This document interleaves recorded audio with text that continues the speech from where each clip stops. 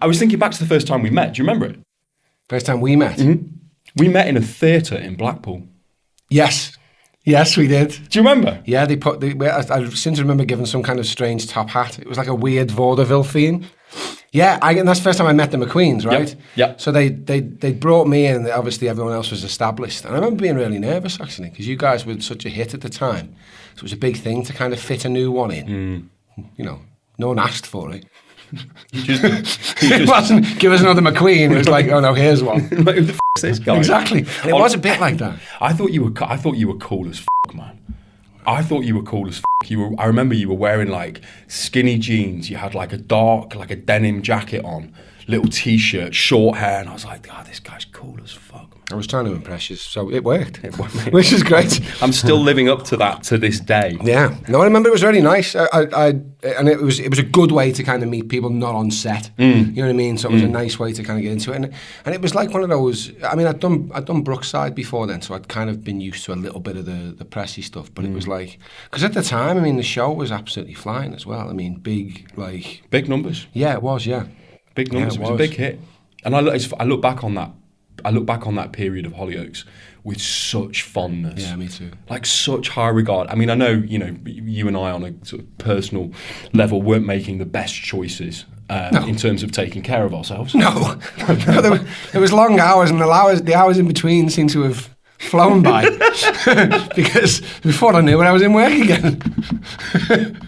Yeah, basically that. But I do think of it so fondly, man. It felt like we were making something really important and really vital at that time. It was a voice, for this, and it still is, for a demographic.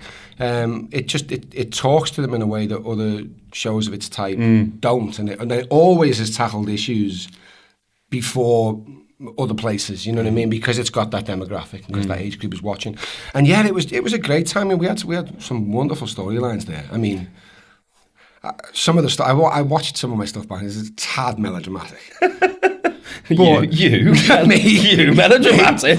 But it was great. I loved it. Yeah. I loved the stuff me, you, and Jake had. Yeah, was fantastic. Yeah, at the time when you killed my long-term boyfriend. I did. He died in your arms. Yeah, it was fun. He was great, Jake. He was great. He was a really good lad. That was a really nice dynamic between the three of us. Yeah. It was really funny. One of my highlights that we did was, do you remember we did that, they come around, they do the Inside Soap magazines and all that, and they do the picture. You must have done fucking so many of these now, and you probably still do this thing that we did. But basically we got bored with like setting up next week's shot, like they want like a bit of that scene. So we just decided to use Jake holding a deodorant can and looking really puzzled at it, and me weirdly stood behind him and you stood behind me. Yeah. And then it ended up in one of the magazines. On next week's Hollyoaks.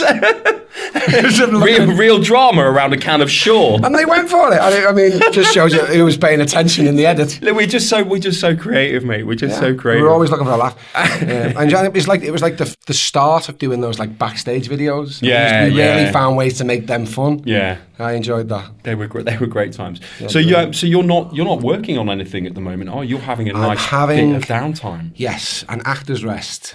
Which is the bit when you haven't booked the next one. Love that for you. Yeah, it's nice. It's been a busy year. I've been, playing a man in the midst of a nervous breakdown the entire year, which was an honour and a privilege to play that role, but it was heavy, and it kind of really took its toll on me, to be honest. Boys From The Blackstuff. Yeah. It took its toll. I've become very good at trying not to, being careful with my energy, and trying not to take any energy home. But because I was kind of embedded in that for so long, I kind of fell out of my routine a little bit while I was working. Wasn't meditating as much, wasn't eating as well, wasn't going to bed at the right times. How did that manifest itself, the difference then? Well, basically, usually you'll notice when you work, and they call it doctor theatre or actors at work, you try not to get sick, or the body doesn't really let you shut down. You just kind of know you've got to be there. There's only one person with this head or that head, and it's like you can't have somebody cover you, so you've got to be in work, right? So you keep going, and everything seems fine, and you push through, and physically I could feel that I was tired, but I just got on.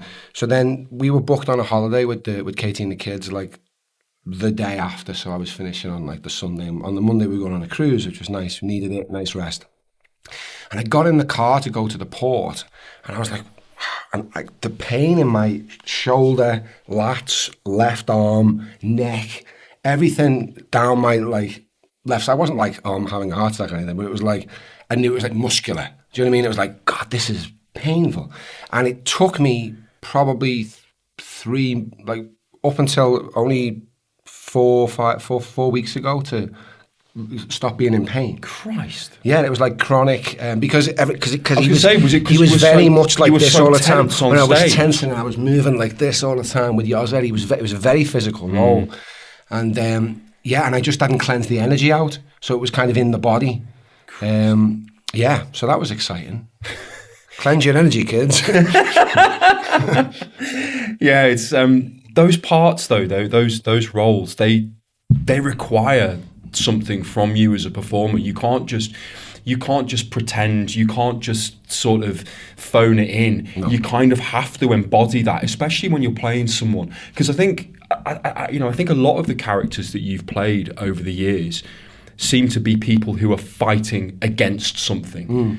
You seem very much drawn to characters that are not necessarily oppressed, but I think there's definitely they're fighting against something, and they have a weight on their shoulders, a responsibility, be that as a father, as a man, or as a military guy. You always seem drawn to that, and that must take a hell of a lot out of you.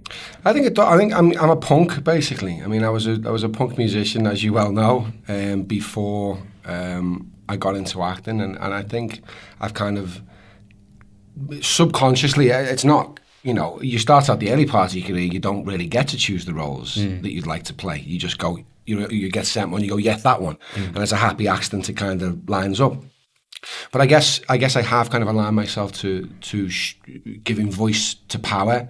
Rebelling, that's the word, pushing forward, through adversity, which makes complete sense to me as my life's progressed into areas that I've moved into with mental health and things like that.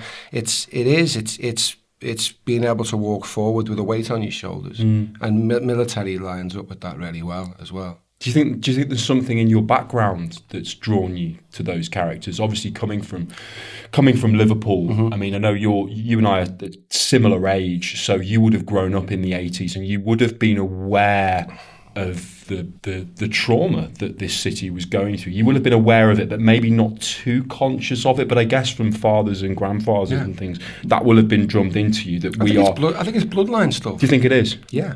I think it's a huge thing. I think it's ingrained in you, and whether people believe in that as such, there's an energetic feel. Even if it's the case of just being around that area, like when I was kind of researching Boys From The Blackstuff, I talked to people about it, and they'd say, well, that was the area, that was the decade you grew up in. I was like, I didn't feel like that when I was growing up. But then I'd look at pictures of Garston in 1982 when I was a kid, and yeah, it did look rough. And there was a lot of corrugated iron, a lot of bombed out. We used to just play football on them with like the wreck, you know what I mean? But when I see it now, I'm like, okay, that's what that was, you know what I mean? It was I suppose a tough place to grow up in, but my parents gave me a very steady upbringing. Yeah, so I didn't really notice, to be honest. Yeah. It's a lovely thing to be able to draw from, to sort of find a positive energy, create something out of that period and out of that sort of lifestyle and that social economic background. I think is something to be really celebrated. Well, I'm grateful that that's been my journey as an actor as well in the industry, navigating this industry without any real idea of how to do it. And having had no one in my immediate family, there may be someone further down the line. I'm kind of looking forward to like researching that as I get a bit older. But you're not from I'm still a bit too young for genealogy. I've got another 5-6 years before you're a couple of years put away. my glasses on and start getting on and having a look. You're a couple of years away from a model train set, aren't you? Exactly, yeah. Sliver, you know what? You don't know how close I am to the stage, but I wouldn't mind one. But yeah, I think, that's... it's been a ride that's kind of done that a little bit, because because my daughter's showing interest in the industry, and I'm really excited to be like, okay, you don't need to do any of this. You really need to align yourself with here, associate with these people, move here. And I've basically told her to watch the Criterion greatest films of all time. And I've just said, I said to her, you've got nothing but time now. I was like, you need to study all the great actors and work out why they're good. Yeah. And nick bits. I mean, it's borrow. Yeah, because they've done the same. It's like, why is that actor strong? Why is she so watchable? Like, and I wanted to just love film. It's like, you've got the time to do that now, and if you really want to do it, it'd be really beneficial if you knew these great filmmakers, and I didn't really get into it till later, so I was kind of catching that up. Making it up as you went yeah, along. exactly. Which has made something interesting, and I'm proud of. But yeah, it's different. When I was teaching a few years ago, I'd show the acting students clips of movie stars, especially, to try and do exactly that, to try and break down what it was about them. And I remember we got onto Julia Roberts, and if you watch Julia Roberts' work, I mean, the woman, you can't take your eyes off her. She's so available to the camera all the time. Her eyes and her face and her mouth. She's so available. And I think her smile straight away. Oh, I can just feel it. Right, don't you? Even when she's playing characters who are beaten down and are fighting, Erin Brockovich, for example, she's got this openness and this warmth that just invites the audience in. Agreed. I love all that. Do you prefer theatre or now that you've done a lot of both? Yeah, it's like it's different skill sets, right? I like theatre because it's the only one that we have control over. So once we go and you've had your notes, it's yours, and no one can stop you. Once it starts, that's it. Until you get your notes after the show or the next day, but you're in control, and you can take more risks, and you can't be told. Don't do that, Barry. That was odd. You can just live in it for a bit and see if it works. And what's great about theatre is, I'd force myself to try stuff. And that came from working with Mark a lot, Mark Rylance. He encouraged that in us all. We were doing a very long run of a play. And he'd be like, every night, change it up, fix it, try something different, be playful, be responsive, be open. Fail. Risk failure. It doesn't matter. They don't know what's supposed to happen. Like, let it. That's so much fun. It is, yeah, and that's what I'd force myself to do. But the best thing about this is instantly when you you do. You start down the road and you've got a whole scene to go, and you know that you got on the wrong train. And it's like, it's so funny, you know what I mean? What's also funny is looking in the faces of the other actors on stage who are looking at you like, why are you doing this? There's that famous one, isn't there, where the actor stands and goes, we're all fucking improvisers. Do you know what I mean? When they come off really angry. Because that's something that you need to learn down the line with who you're working with as well. Some people have a very structured routine. You know this. Every actor you work with, you spend a little bit getting to know them and how they like to work and what they bring to the table, and that's kind of fun. I always equate everything to football, and it's like, it must be like when you get new signings. I mean, you'll get that with your job a lot of the time as well, because you're always getting new influx of energy, new signings coming in effectively. First of all, Stevie Gerrard used to do it a lot, passing the ball really and fast. see if they can pass it back. And some people can't. You go, okay, I'm not passing to them. Don't say who it is. And then and then some people, you pass it to and you ping it back and you think, great, I've got a player here. I can have fun here. Do you know what I mean? And that excites me now as I'm becoming a mature actor. I love working with younger actors and kind of seeing their enthusiasm coming through and seeing these new techniques and new ways of playing. It really excites me that way. It's infectious, isn't it, as well? I'm the same as you. I love it. If it was up to me, I'd only work with young actors, because actually I feel that a lot of older actors, I wouldn't say necessarily it's laziness, complacency perhaps, where they figured out what works, they've figured out what they can get away with, especially in TV and film. Of course. There's no need for me to play. That sense of playfulness kind of gets lost, I think. And with youngsters, when you can see them trying to work it out, and they're thinking, right, but if I do that, I might look shit. And you're like, no, do that. No, do that. Do that thing. And it brings that out in you. 100%. If you allow it. You're like, I remember when I was in my 20s, it's really infectious. It's a great thing to do. But yeah, long answer to what you asked. Yeah, I mean, I love theatre, but film and TV have their own discipline as well. And I've got, obviously, after years of doing a lot of television, I've got, ways that, same, you'll be the same, and it is a little bit of what you just said too. I know how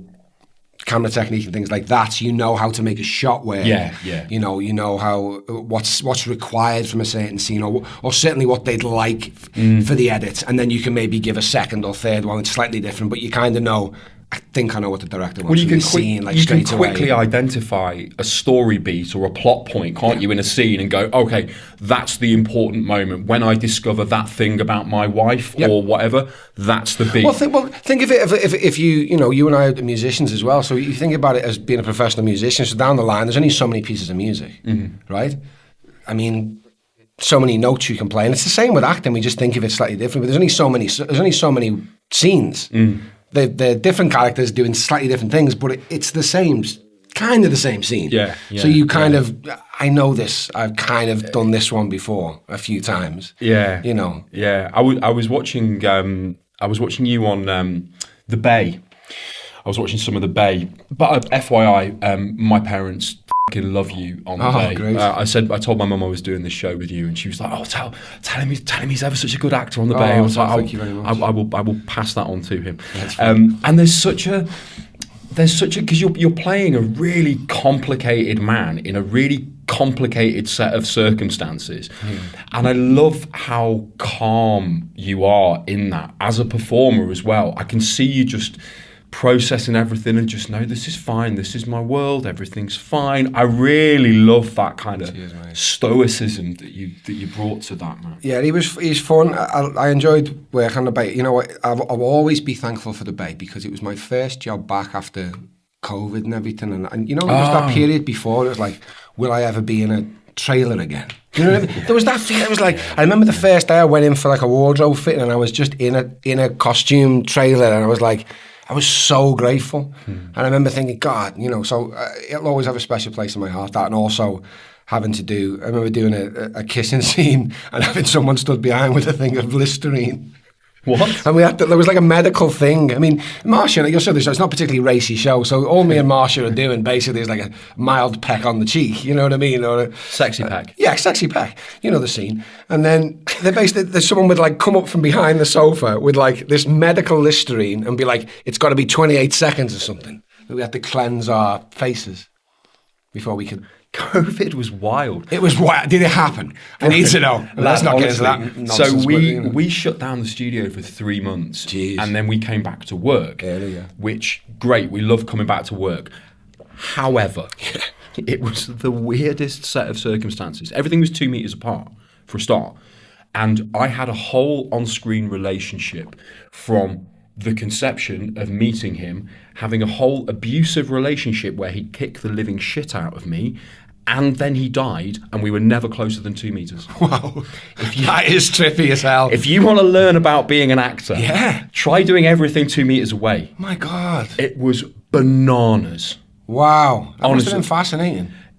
It was Because you've got to make that a choice in your head as 100%. Yeah. But they were doing stuff where they'd what's it called, where they lay the two shots. How did he beat you? Did he just throw things at you? Well, no, he'd go like that. His fist, would leave one frame and then come into the other. Oh, that's great. I mean, throw things at me once. Oh, shame on you. Jesus. Throw things at me 27 times. Shame on me, I think. Yeah, exactly. It's time to leave. But it was bizarre. So we'd be trying to have like these really intimate, very deep conversations. But he's the other side of the fucking room. Well, but thank you guys for making entertainment during a period where everybody needed fucking entertainment. Key workers. God, just like to remind everyone. Key workers, ladies and gentlemen. Everybody needs to be entertained. Is that what we did? If I had a pan, I'd bang it for you. But I haven't got one. Thanks, man. Yeah, but it's lovely. It's lovely. And working in Morecambe was a treat. Morecambe in lockdown was an experience. Morecambe's a strange place. Yeah, it's an interesting place. You know what? They were all very kind down there. It's like, I was trying to work out when I was there, because I'd never really been before, and I was staying at the hotel. I was one of the few people in the hotel, which was, again, trippy. And I was having breakfast there, looking out. Gorgeous, like, coastline stuff there. And I was trying to work out who goes to Morecambe. Because I was like, so I worked out, I think it's a posh Blackpool. Is it posh? It's posher than Black. I think it's like a I think it's like I think it's where like the lower middle class go because they don't go to Blackpool. Maybe. Or I think it probably was that.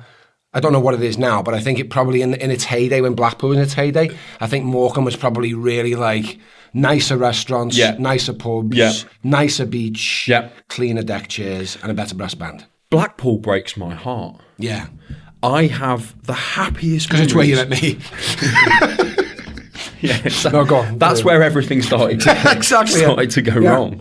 But we used to go there every year to go, and my mum would drive us to see the illuminations. We'd drive down the... We were spoiled as kids, weren't we, James? Oh, my God. What entertainment that was, hey?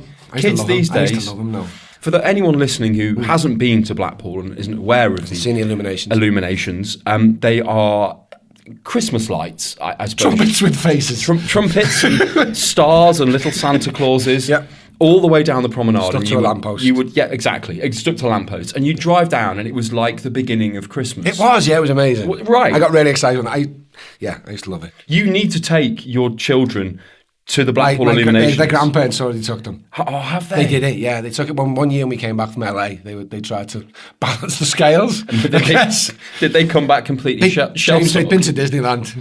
Yeah. By that point, Blackpool had nothing. They just had a really weird time, didn't they? They had context, which I didn't. But they really did love it. To be honest, they loved that experience with the grandparents, and they did kind of see the mild magic of it. They did. There's some magic in Blackpool. It's hidden. Fish and chips on the front. You have to dig a little bit deeper, I think. These days. Yeah, I mean, there's nothing wrong with Blackpool. It'll be everything. I did off season. I did Blood Brothers on tour there off season. And the things that stick in my mind was eating most of my dinners at Harry Ramsden's and a sign outside the shop saying, "We sell fags and poppers." That kind of stuck in my head. Fags and poppers. That's all you need. This was off season though. This wasn't the height of summer. This wasn't party time. This was just Tuesday. Do you know what I mean? When I finished a Harry Ramsden's, all I want really. I am jonesing for a ciggy and a big breath of poppers. Really get the heart pumping. God. So that kind of, and it was dark. That's Blackpool. Yeah. Blood Brothers, man. I'd forgotten you did Blood Brothers. Yeah. Not long before I met you. Yeah. I was only like 3 years into because you had to go back to Blood Brothers, or didn't they have a sickness or something one night and they rang you up and went, "Barry, do you remember anything about Blood Brothers?" And you were like, "Well, I think I've got one song." And you went back and... I did the Empire. Yeah. It's like 3,000 people or whatever it is. With about half an hour's rehearsal. That's probably 2,000. But I went on and I wasn't supposed to work on anything else because when you're contracted to a show, you're not supposed to work. But I snuck on, did it. And I'm glad because I never got to do Blood Brothers at the Empire, apart from that one time. So it was nice. A proper homecoming. It was, yeah. Except I don't think I was in the programme, so nobody knew who the fuck I was. And I had a skinhead for Sammy, which is odd because I was playing Niall. Nah, it just doesn't. Why is it? I mean, doesn't matter. Doesn't matter. It's fine. But yeah, it was good. I want to ask you. I want to talk about Six. Yes. Because when that finally made it over to the UK, I absolutely fell in love with that show. It still stands up now, I think, as a really, really important, quite a seminal piece of television, actually. And I'm looking at it from a British point of view. So obviously it's a little bit skewed, but I often find I don't gravitate towards American war sort of things. I find some of flag wavy. Yeah, I find a lot of them can be quite flag wavy, a bit jingoistic, a bit sort of a celebration of sort of pro-military weird patriotism. Propaganda pieces. Yeah, propaganda pieces. Yeah. That had real depth and real heart. Yeah. Didn't it? Well, I had all those reservations you just spoke about when I took my first meetings with the producers of that. I brought those to the table. Oh, did you say that to them? I asked them because I didn't want to be. I felt as an Englishman, I didn't want to be part of any kind of American pro-military, pro-patriot. Yeah, like for the sake of it. You know what I mean? It was like, what is this going to be? Because obviously you only get the pilot script to start with, and very quickly, speaking to the both Bill and David Broyles, who were the main showrunners, both served. They were military proper military men who had, it was ingrained in their family. We had Bruce McKenna, who'd been a producer on Band of Brothers, so he knew it was going to be great. And then I met Mitchell Hall, who was our military advisor, who'd just come off Zero Dark 30 at the time. So we knew we were in good hands. And they were, it still is something I'm really proud of. You should be really proud of it. To be honest with you, what's more interesting, and you'll dig this, obviously with your gym life now as well, like the experience I had in the preparation for that, and what I went through to, once I'd got I had already booked the job, and then they pick, and they put yourself in this situation. This is like how it happened. So then there's 6 guys who've just booked this show to play Navy SEALs, right? Don't know each other. They pick us up in a big van. Pick us up, and they're driving us out to military, to boot camp. And I'm thinking, actors boot camp. We're going to have a piss up. We're going to get to fire a gun. Someone will have a guitar. Couple of push-ups, yeah, 100%. I'm going to have a meal, and it'd be nice. So they pick us up, and everyone's getting on in the van. Everyone's having a good laugh, We get there. We're going to go straight for dinner, which is great. And they get us a meal, and everyone's having a cocktail, and it was great, and it was lovely. And then Mitch comes in, who was the military advisor, and he was staring at us in a way that was a bit disconcerting. He was like, "You having a cocktail?" "Yeah." "I wouldn't have any more." We were like, "Oh, okay." So we had more, obviously. Who's this prick? Exactly. But then when we left, it was like, did anyone notice his eyes? And he was like, yeah, these very serious. I grew to know and love the man.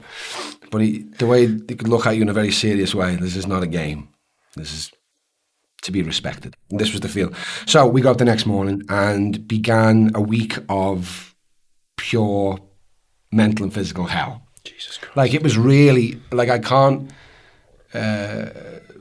stress enough how intense this was. Like, they wanted this to be, as you say, not a puff piece, they wanted us to have experienced something and to have gone through at least a fraction of what is required to be a Navy SEAL. So we went through a mini hell week. So when the Navy SEALs go through BUDS, they go through a hell week, which is a series of very, very taxing exercises. We basically did a continuous workout for 5 days. It didn't stop. But it started with these 6 guys who didn't know each other having a push-up competition, and a pull-up competition, and a sit-up competition. And obviously, people are trying to push past their limits because no one wants to be the weakest. No, some people are throwing up then, because you really don't want to. Because as guys, rightly or wrongly, there's this stupid male pride thing that comes in that you don't want to look, especially with guys you've just met.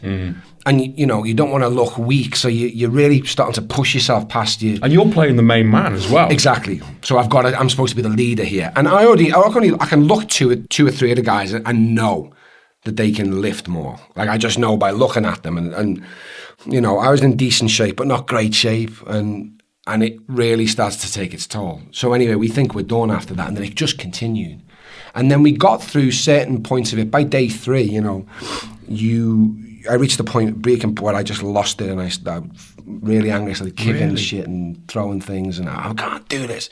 It's like they'd woke us up in the middle of the night, and it was ice cold hoses and all this. And then one of the guys in the Navy SEAL took me to the side, and he was like, "Look, I don't know what this is inside you. I don't know what the anger is I don't care. But you're saying this is your limit. And you can stay behind that line for the rest of your life if you want. But what I'm saying to you is, let's draw a new line now." It was basically, they were taking us to the ocean in the middle of the night.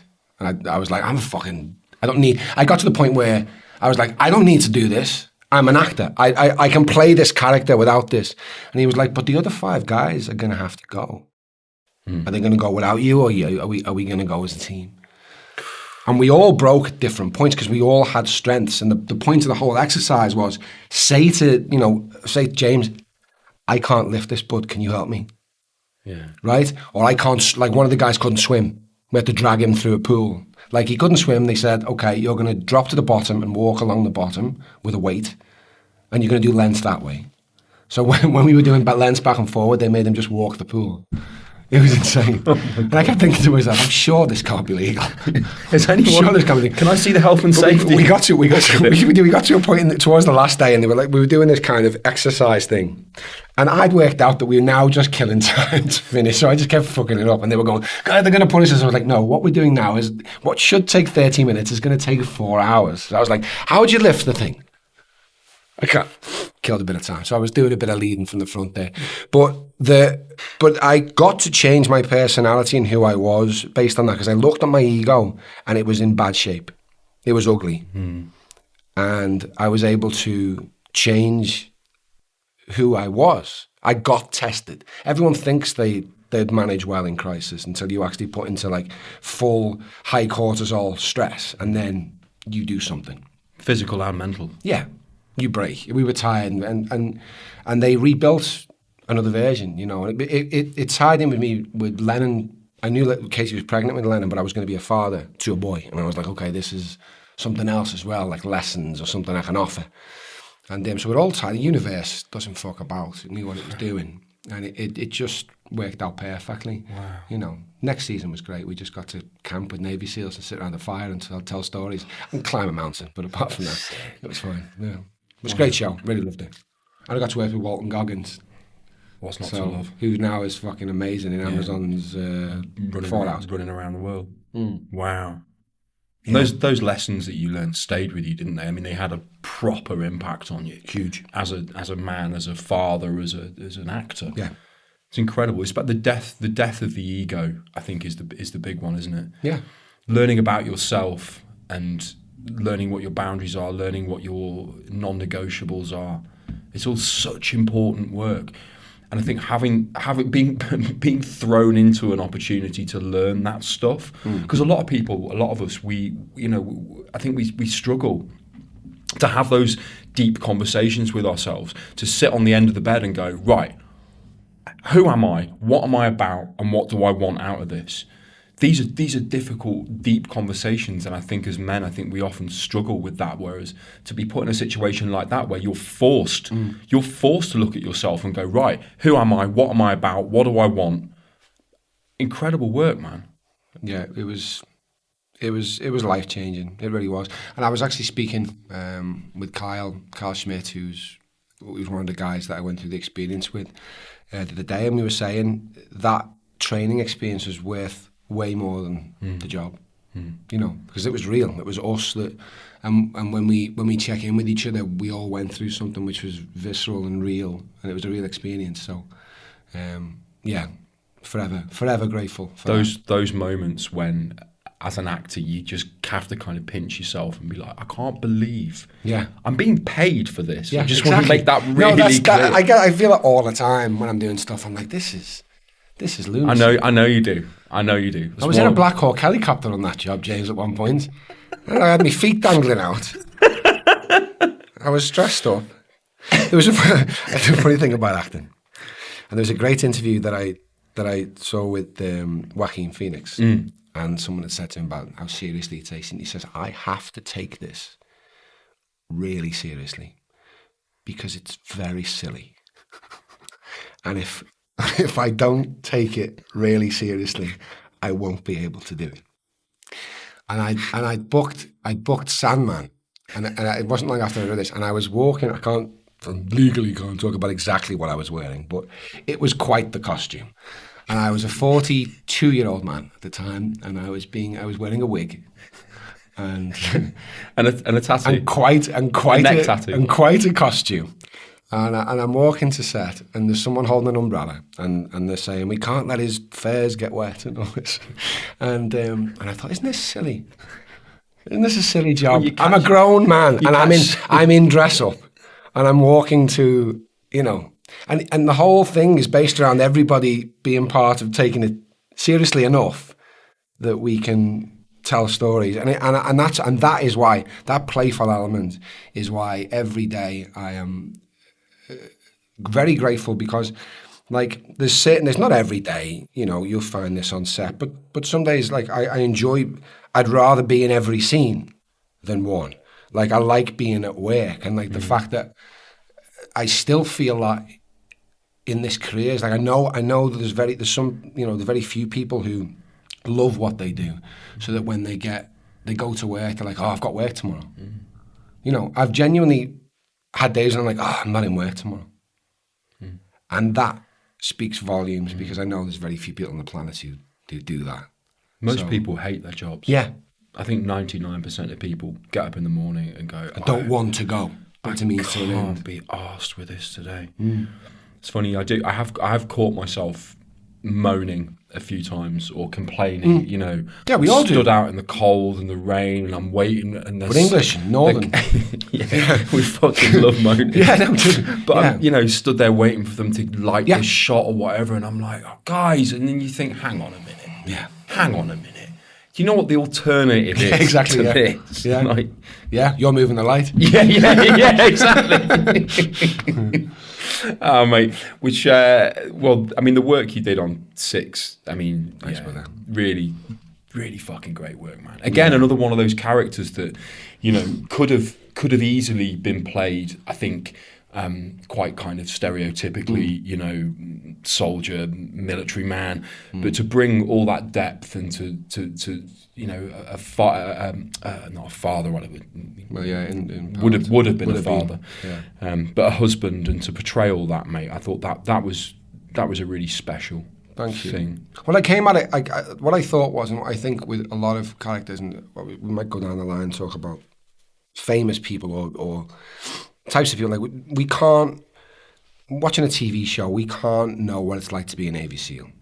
We can't never really know what that feels like, but we can understand what it's like to just be some guy who's struggling with his identity, with his sanity, like his guilt, his shame. And so I just tried to bring that to the fore with Joe, and then people can go on that journey. It's the journey to save Joe's soul, and that we can understand, because we immediately make it our soul.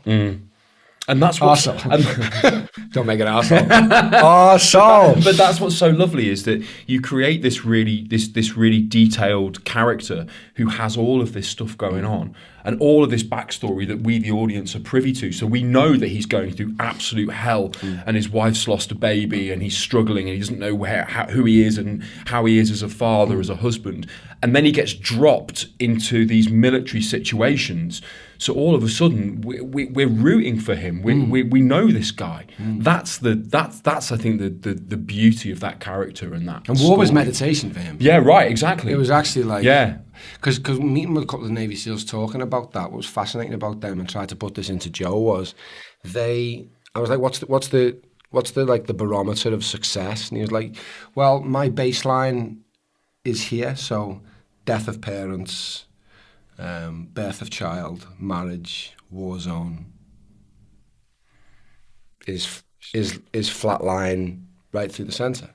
So they're so calm. They come from warrior bloodlines, so they would have been the ones on the battlefield in the medieval times that could just chop through everything and stay calm. You just need to stay calm. There's the difference between an elite footballer and League Two. Like, they just calm under pressure. They can see the pass when other people can't see it. They just hit it. It's easy. The football analogies work really well with the acting, don't they? Wait, it's the only way I can. Is that the only way you can figure it out in your own head? I can't find football while I go into music. So you want me to play a winger, right? Yeah, exactly. Yeah. Okay, but he's had an. But he's lost a kid. He's got a recurring. I need some weight. Yeah. He's come up really through the youth system. He's really successful. Oh, fuck that! I don't want to play him. He's boring. So go on. Let's get on to Price. Oh yes, because we can't not. I'll read you a stat. Okay.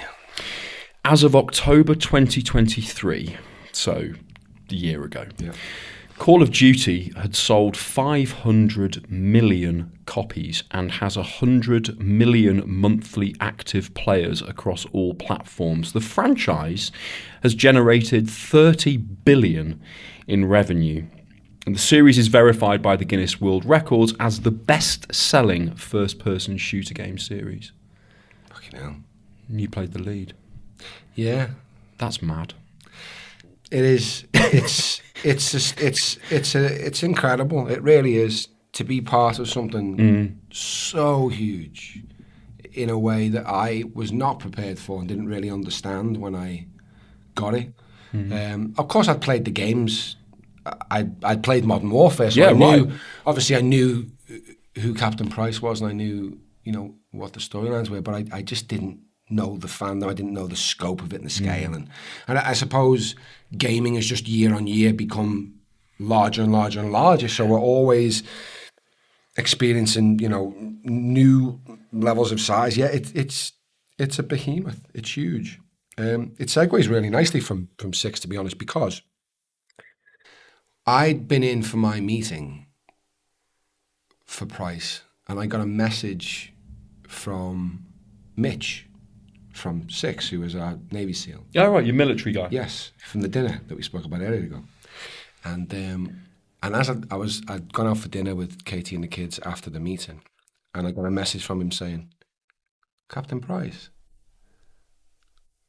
I was like, oh, odd. Yeah. He's like, I work. Like, he'd been booked as the military advisor for the new Call of Duty. Did he know that you got the part? He knew that I think he understood that it was probably going my way. But I hadn't had confirmation at that point. You'd literally just left and gone. Yeah, like that afternoon. Like it is. You finish the audition, you try and distract yourself by doing anything other than think about the audition. But you can't. No. You sit at dinner thinking, I wish I'd done that. Why didn't I say that different? Of course. You run it all through. But what was interesting about that audition, and there's actually some footage of it that you can see online. Oh, is there? Of that audition, yeah. It's in a huge space. So it's a bit like the room we're in now. It obviously goes further back with all the cameras around it. But it's a full warehouse space. It's massive. So it's not like a traditional audition where you go in. Like a soundstage? Yeah. It was big. So I had the whole floor to kind of play with, and they'd given me this huge speech. And they just said, just use the whole room. So because I'd done a decent amount of stage by then, I was kind of comfortable, but I think it could have crushed a few people who were expecting, they prepped for this, you know what I mean? And so I just kind of went at it, and then you see this online, you can actually see it. It's a thing called Becoming Captain Price. They released just after I booked it. And Taylor, who was the director at the time, because they hadn't revealed who the character was that I was playing until the audition, and he said, okay, I want you to say this line. So he comes to the table and I've been saying something like something Grimes or something, and he wrote down, he went, okay, say this. And you see me go, oh. Really? Yeah. Did you make that connection? No, at the time, I didn't know, because they hadn't announced that they were redoing Modern Warfare. So I knew I was meeting at Infinity Ward, and I knew it was a Call of Duty. So I knew what they did, but I didn't know it was going to be another Ghosts or Infinite Warfare or whatever. So I wasn't sure. And then you see me on the thing say, under my command, Captain John Price. And I say it in a Scouse accent because when I went in for the audition, I tried to play him Scouse. So, under my command, Captain John Price, And I go, that's a fucking name drop. And then we did and then we had to do a little bit of, they gave me one of the weapons, and we did a bit of room clearing and, technical. So all the stuff that you'd learned from 6, yeah. You were like, oh, I know exactly what I'm doing. But the best thing about Call of Duty, for the most part, is that you've got actual Navy SEALs doing a lot of the movement stuff in game. So what they want from us is the bit in the middle. So it's more like again, equating to musicians and everything. It's like how you hold the guitar. Like someone who doesn't play guitar from how they just pick it up. Yeah. Do you know what I mean? Yeah. And it's the same thing like with a weapon. Like I can notice people in films now. I'm like, you've never held a gun, have you? And I'm not overly fond of weapons or guns or whatever, but I'm really comfortable with them now. I respect them hugely because we've done live fire training, and it was heavy stuff. It was fucking heavy at times, but wow. Yeah, so it's more just like how relaxed you are, how you place it on the table, how you pick it up, how you sling it, all those kind of things, how you transfer between weapons. And how do you find the filming process? I love it. Really? Yeah, it's so playful, it's so theatrical, and it's basically all 6 if you need to nail the same take, ultimately. And it's a real collaboration. It's your wide, your mid, and your close up all in one, and you have to edit your performance, kind of knowing when they're going to come in. Brilliant. Do you know what I mean? Because all the cameras are just dotted, and it's like this. They have the bars, and all the cameras are just dotted on there, so they're taking every angle, and you have the director coming with his camera, kind of giving you a vague angle or showing you what the shot might be. It's going to wrap behind, it's going to come here, but you can't really, you don't know when they're going to come in. So you have to know, okay, they're probably going to come tight now, so I should pull the performance down a little. Wow. But when you start off, you got to play as if it's the wide. Yeah. So you're kind of doing it right the way through. Yeah. Wow. So it's really interesting. And what's really cool about being part of that.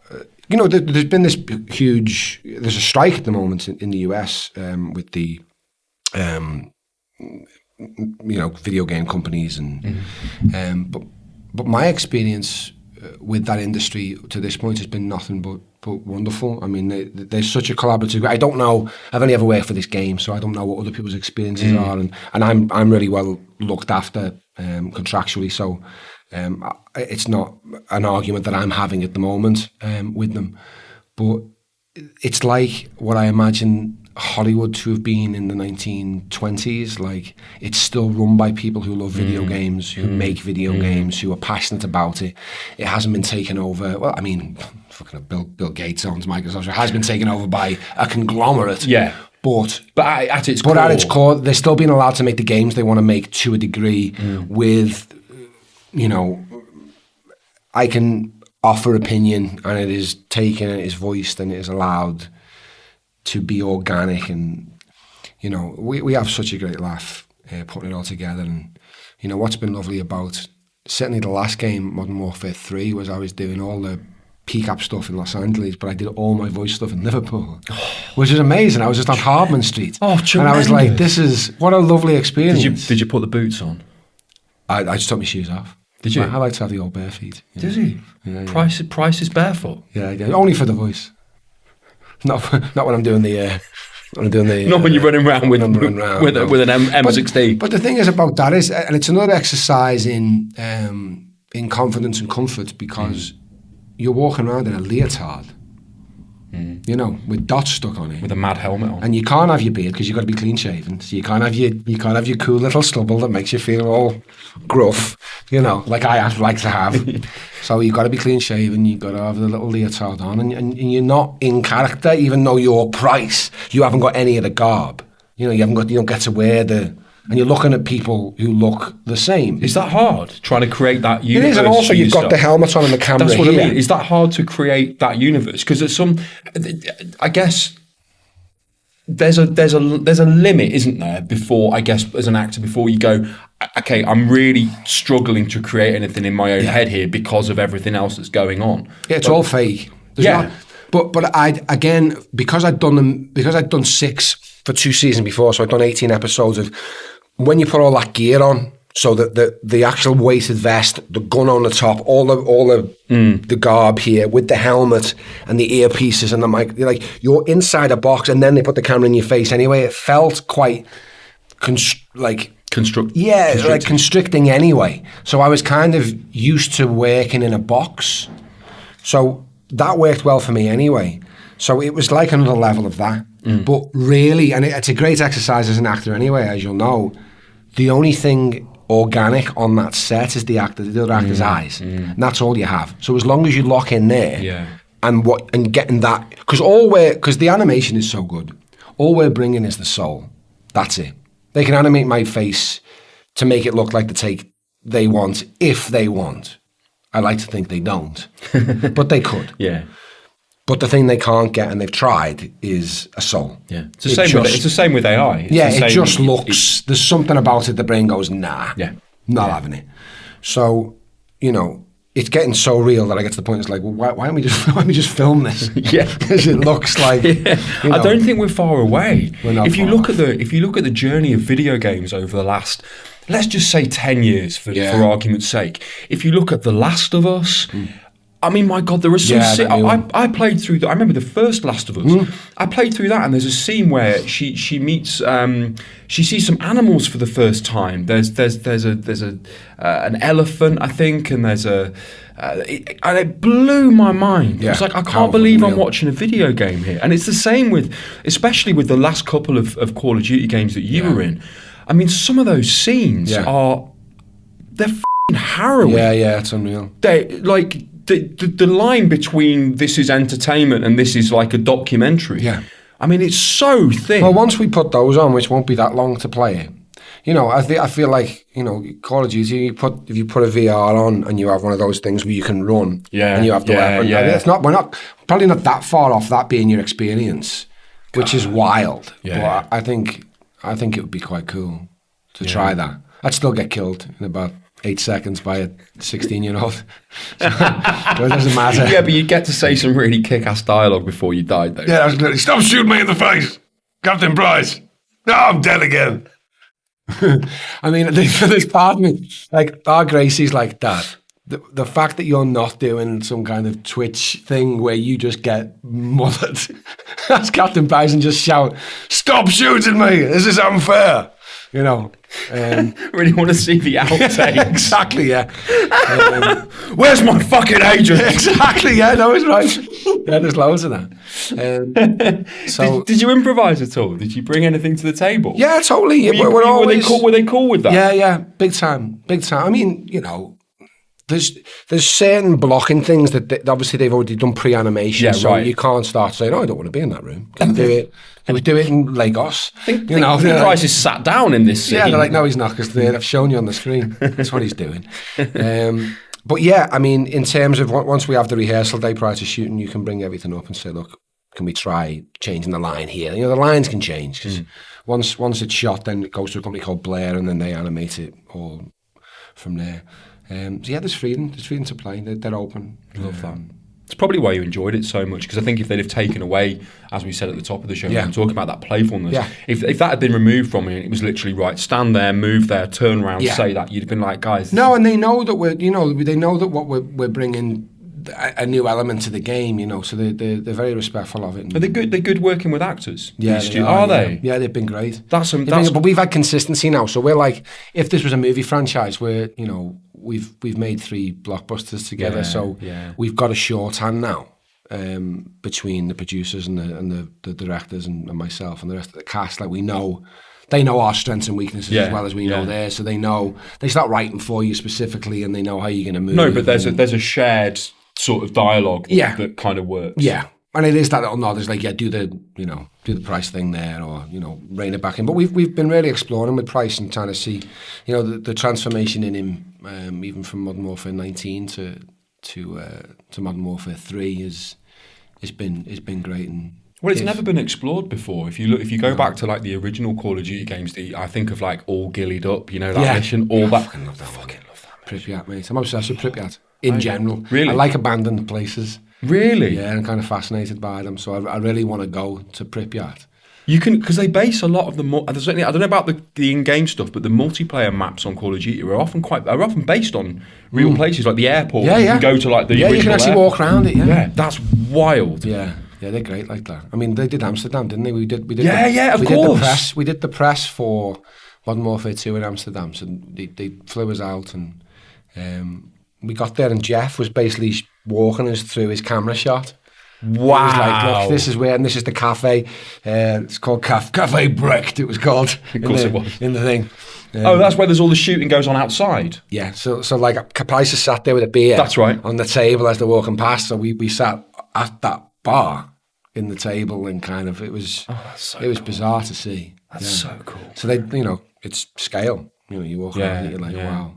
This is you can't say whether there'll be any more, can you? Call of Duty? Not legally, no. Not legally. I can tell you off air, but I can't say anything here. No, nor should you. Nor should I. Nor will I. And still not drinking? Still not drinking. How long? 5 years in January. 5 years in January? Will be 5 years in January. Wow. Yeah. Mate, that's amazing. Congratulations. Cheers. Consider I was going to do a month. Was that what it was? Yeah. So you didn't... I mean, no, you see, it's it's an important distinction and something that I want to start talking about more, because I'm very grateful that I wasn't suffering from what a lot of alcoholics suffer from, which is the option to stop drinking gets taken away from you. It's impossible. For me, it was having a look at my relationship with alcohol. And this was a relationship that was formed when I was 16. So this is a child's mind and a child's reward system. Dopamine from alcohol when I was a kid. And I used that to deal with stuff that I wasn't mature enough to deal with. And I think a lot of us are indoctrinated into that mechanism without realizing that's what's happening. And so what I've managed to do with my sobriety now is, and I've tested this, of course, and it's not wise to say to do this, but I think now if I were to have a pint tomorrow, I'd be reintroducing alcohol to an adult mind to get used to, because I don't think anybody gives themselves long enough without it to fully re-meet it, if you know what I mean. But I'm not what would be considered an alcoholic. So, No. So I think people can take a break from alcohol without a doctor saying you need to do this, or your wife or your husband or your partner saying this to you. And I'm just all for that, really. It's just been beneficial to me as a person. I prefer feeling sober and in control at parties. I feel I function better as an artist with it. And I always loved having a drink. I loved a pint. I was good at it. But hand in hand with football and things like that. And so, you know, I love like red wine. I was a big red wine drink. I loved it. So it's not like, you know, it was just, I want to kind of see how I function without it. And just for me, my personal journey, it's been way better without. So we'll see next year. But wow, right now we're doing all right. Mate, congratulations, man. It's funny. Almost everybody I know that is really successful, really calm, really productive, and really ambitious, they're sober. Pretty much. Yeah. And I'm not saying that you can't be those things and not have a drink. I'm not saying that. There are people that can balance that quite well. But I think, in a wider sense, what are you losing compared to what you're gaining? If you weigh that up, for you, for example, I mean, I don't know how bad things got, but it doesn't sound like you had a moment where you were like, this is fucking nonsense. It sounds like more of a progression. I was just drinking. I just liked drinking too much, so it would become obsessive for me. Really? So the best analogy I can give is, say we went for a pint and we were meeting up, and not a lot of people do this. Say we're going to go for one pint. And then we meet up at midday for this one pint. And it's only going to be one pint. You've got somewhere to go. I've got somewhere to go. I'm actually going out with Katie and the kids that afternoon for lunch or whatever. And I've got plans. Now, I'm responsible enough to not have a drink for the rest of the day.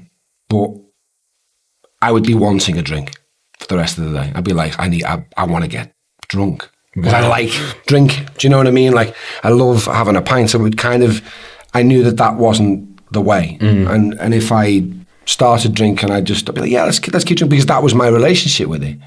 It's fun. And you realise I started to get a bit sloppy and getting a bit older, and I started smoking at the time. Like I dropped the cigarette and I'd spill the beer, and I'd be a bit like, it's not a cool look, is it? It's not. Do you know what I mean? It's like, and I always remember when I was younger, when I was in my early 20s, I'd look at fellas in their 40s who were propping up the bar, and I'd think, I don't want to be that. No. You know what I mean? So it was a bit like that, really. How have you managed to cope with with being you, basically? How have you coped with? Because there are so many occasions when I think, this is from experience, where I think a drink right now will really help that situation. Be it, a social event. I'm shit at social events. I'm terrible at them. The thought of it gives me really, really bad anxiety. The thought of going into a room with loads of people, especially if they're, people in our industry who are quite gregarious and outgoing and confident. I'm thinking, I've got to have a drink here, or I don't know how. Otherwise, I can't blend in. Exactly. How are you coping? How do you manage that? I had to really know how to do it, and I was the same as you. I mean, I was on Brookside when I was 20, 21 or something like that, and I'd never really been around actors at that point. I was a musician. I'd been around musicians who were a different kind of breed, but I'd not been around the acting world or groups of actors or parties or industry events like that, and I found the energy quite a lot, and so I drank my way through those as well to kind of try and make sense, and that just became what you do at these events then throughout. I guess what I worked out is, one, I don't really like going out, truth be told. I'm not overly social in that way, and that's part of it. So I don't go out as much as I used to because I was going out for a drink. That helps. And then the events I go to, it's fine because I actually find that it's about realizing that nobody's comfortable. And one thing I used to forget was that it's work. So everyone's at work, or you should be a little bit. So I just work out, okay, what am I supposed to do? I'm supposed to maybe speak to that person. And if that's basically all I'm here for tonight, in a way. And I just do that. Or I'll walk in there 10 minutes, think, I've got to go on. But I've got my car now, so I can just get off, which is great. But you just relearn things. It doesn't fix anything. Nothing goes away. Nothing gets, the same triggers still come up, but you're not putting it off. It's like, I think sometimes, I understand why people drink. I understand because it's like, sometimes the stress is a lot and work's a lot. And it's like, I just don't want to think about it for 3 hours. Do you know what I mean? And it literally is going, I'll just deal with that later. But you just nicking those 10 hours off tomorrow. Do you know what I mean? And it's like, I'm 43 now. I haven't got time to keep borrowing 8 hours. It's just not doable. I need the hours. The hours, James. You're running out of hours. I need the hours. I am, yeah. Less than I had. You're looking well on it, mate. Thanks. Yeah, I think those periods of clarity for me, when you can actually have I've done 8 months was the most I did. Congratulations. So yeah, and I'm going to do it again in the new year. I'm running out of reasons to drink. That's how I'm feeling at the moment. I'm running out of reasons, and I'm trying to justify drinking in different ways. It's not a problem, but I can do without it because you're not. When you start to learn about yourself, when you start to have a look in the mirror, and when you start to ask yourself those questions, who am I? What do I want? Where am I going? Where do I see myself? It's hard to have those conversations with yourself when you're drinking, or if you're using drugs, or if you're whatever your vice is. You kind of need that clarity and that, or not perfection, but that sort of calmness, honesty to have those reflective moments, because otherwise you're looking at yourself through a haze, and it's not real, is it? It's just coping mechanisms, as I understand it. It's just something that we've learned to do. And like I said before, this only occurred to me recently. It's like we build these with a child's mind, and then we expect it to work for a 40-year-old man. It's just not going to work. It doesn't. It's not enough. And I always envy people. I always, these people who seem to like do all these, have all these vices, but they just seem so happy and relaxed and great. It's like, again, it's the party thing. You just never know. what someone's actually dealing with. They're just, you know, some people do their best acting at an industry party, and they look really relaxed and happy, and you know. I remember being at a wedding a few years ago in Mexico, and there was a guy there. Half the party were from LA, and there was a guy there, and I've never seen anything like it, man. He was the biggest, He was loud, wasn't he? bro I'd ever seen. Yeah. And it was like 10 o'clock, and he was like, let's do some shots. Oh, God. And I was like, I don't want to do any more fucking shots. And he's fucking, I've not even had a croissant yet. Can we not? Can we not? Can we not? But he had no off button, this kid. And he was like life and soul of the whole party. And then we saw him a few hours later, sat on his own, away from everything. And he just looked broken. Yeah.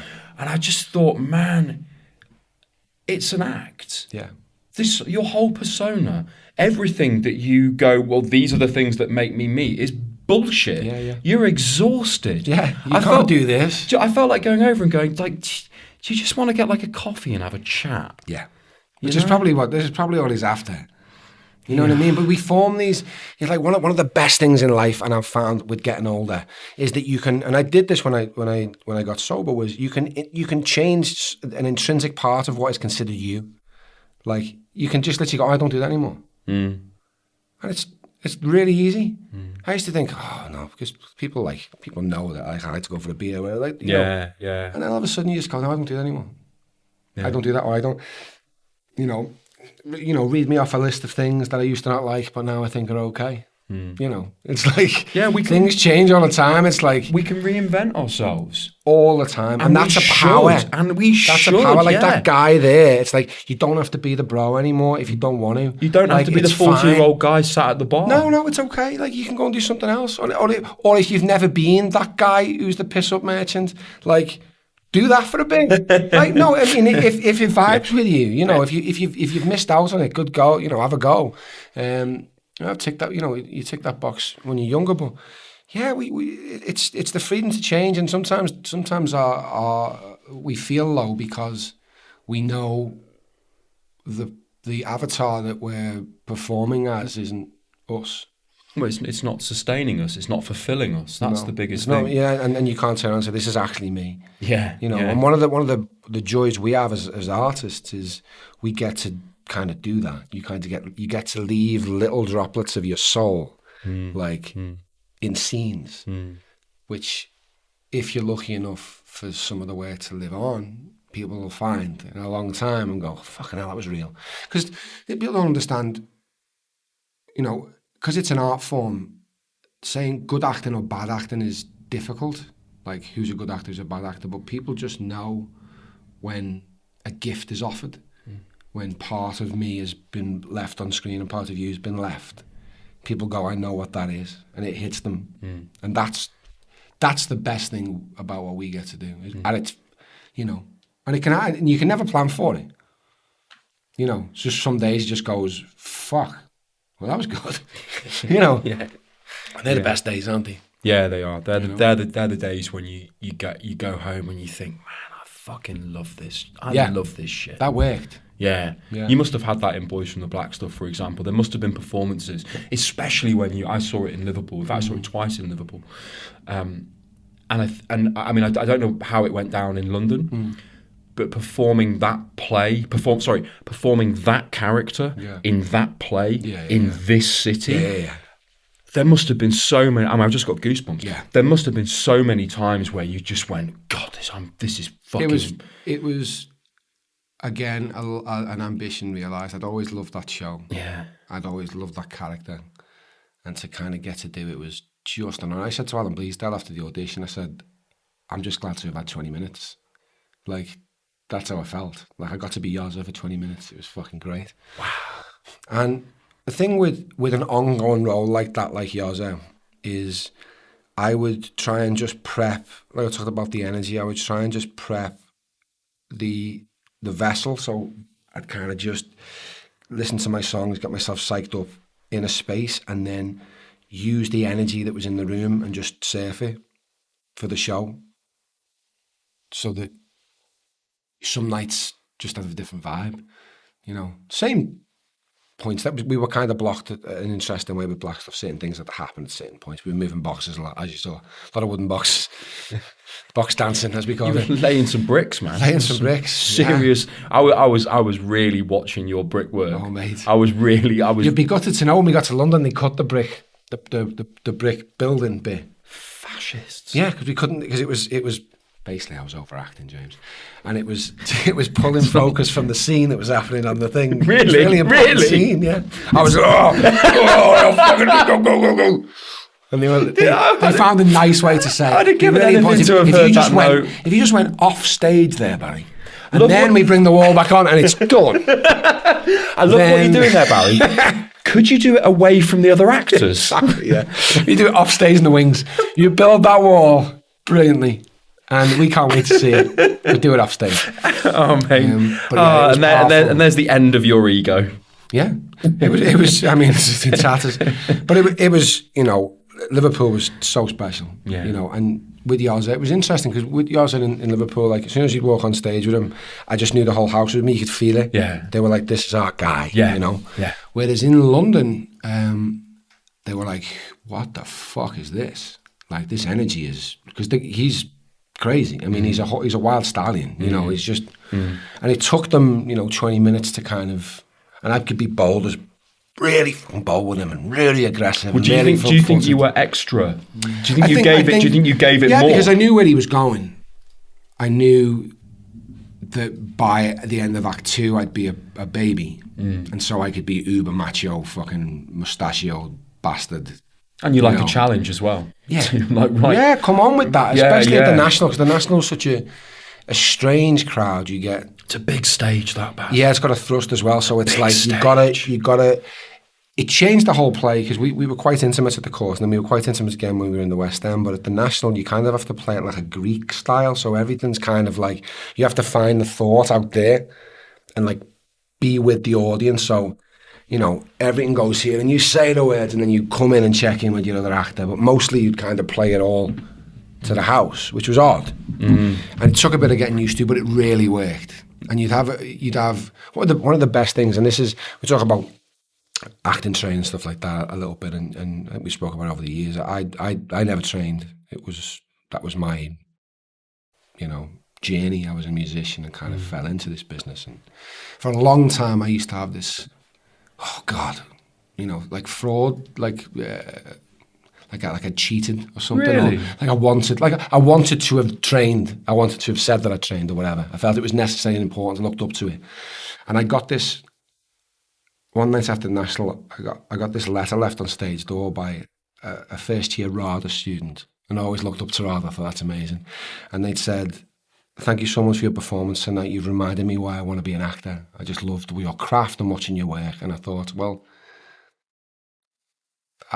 that's enough full circle for me. I thought I've been an inspiration to a new actor at RADA. I think that's the highest. That's enough. That'll do me. Do you know what I mean? That'll highest praise you could get, really. Yeah. It's all very well and good impressing your peers and impressing, actors that have done it. But for an actor to look up to you and go, I want to do that. I want to act. That's what it was. It was like, I want to act like that. Yeah. And I was like, okay, that's good, because that's a style that I've obviously honed from whatever.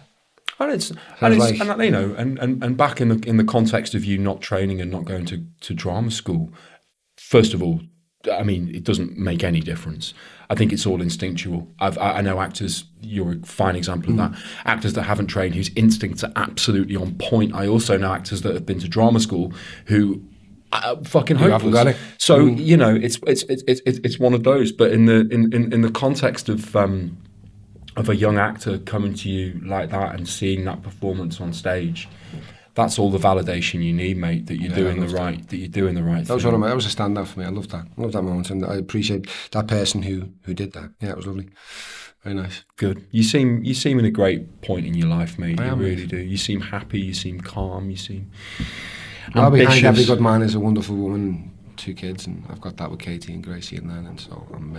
You're welcome, by the way. Yeah, well, thank you very much, yes. Yeah. James was very much responsible for me meeting my now wife, and I suppose me having my children too. Again, it goes down the line. You're welcome. Thank you very much. Yeah, I look forward to it. It was a great setup. It was I'd never been on a blind date before. You were so nervous. I was really nervous. You were really, really nervous. And she was fit, James. She's really fit. She is, yeah. I've done really well. I don't know what's gone on there. But I'm really happy about it. Good. Mate, it's brilliant to sit down and talk to you. Please, Likewise, mate. let's not leave it this long again. Agreed. You inspire me to be a better person, and you inspire me to be a better actor. Well, likewise, mate. We've always had something to bounce off when we did scenes together. We'll do it again, eh? I hope so.